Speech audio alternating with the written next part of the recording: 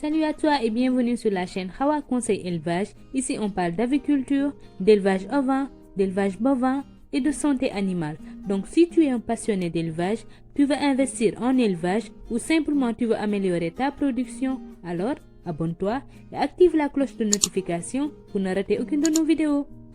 Dans cette vidéo aujourd'hui, nous allons parler de l'entérotoxémie chez les moutons. Nous allons voir quelles sont les causes, les manifestations et comment prévenir les entérotoxémies. C'est parti!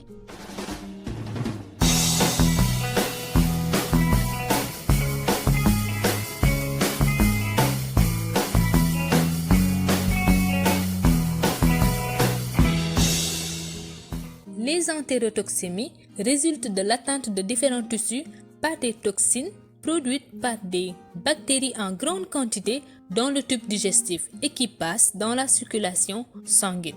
La bactérie principalement mise en cause est appelée Clostridium perfringens.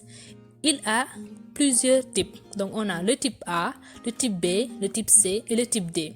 Et cette bactérie ne peut vivre qu'en absence d'oxygène, mais elle peut vivre dans l'environnement sous forme de spores. Il faut noter que ces bactéries sont présentes en permanence dans l'intestin. C'est lors de leur multiplication anarchique suite à un déséquilibre de la flore microbienne intestinale que surviennent les signes cliniques.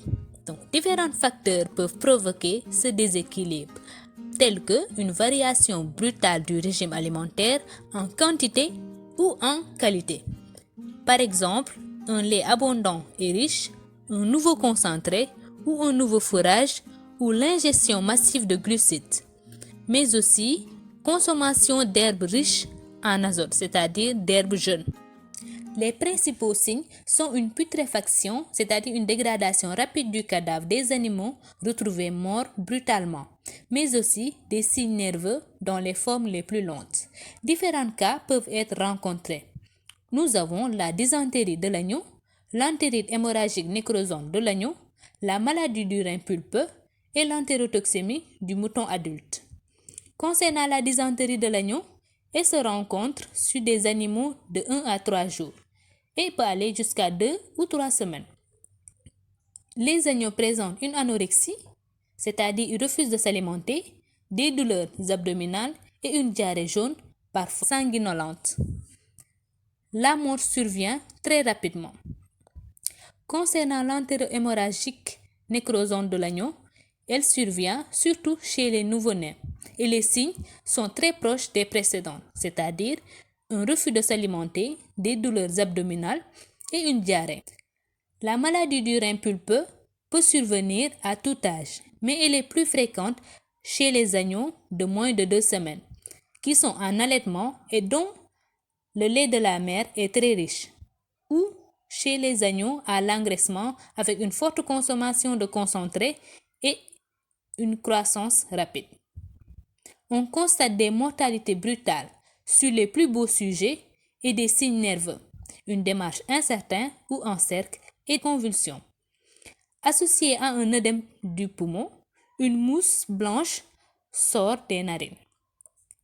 Le nom de cette entérotoxémie vient des lésions caractéristiques des reins, qui a une consistance molle particulière. Dans les autres formes, les lésions digestives dominent, avec en particulier une très forte congestion des intestins. Et enfin, l'entérotoxémie du mouton adulte. Il survient à partir de 6 mois et ressemble à la précédente, c'est-à-dire à la maladie du rein pulpeuse avec des lésions similaires. Maintenant, nous allons voir comment prévenir les entérotoxémies. La vaccination est la méthode généralement employée pour prévenir la maladie. Mais aussi, le rationnement joue un rôle important. Il faut privilégier l'apport de fibres et répartir l'apport en plusieurs repas. L'hygiène, la propreté et le nettoyage régulier est fortement conseillé, mais aussi le traitement de vos animaux par un vétérinaire. Il faut apporter une alimentation saine à vos moutons. C'est la fin de la vidéo, j'espère qu'elle vous sera utile. N'hésitez pas à vous abonner et à activer la cloche de notification pour ne rater aucune de nos publications. Merci, à bientôt.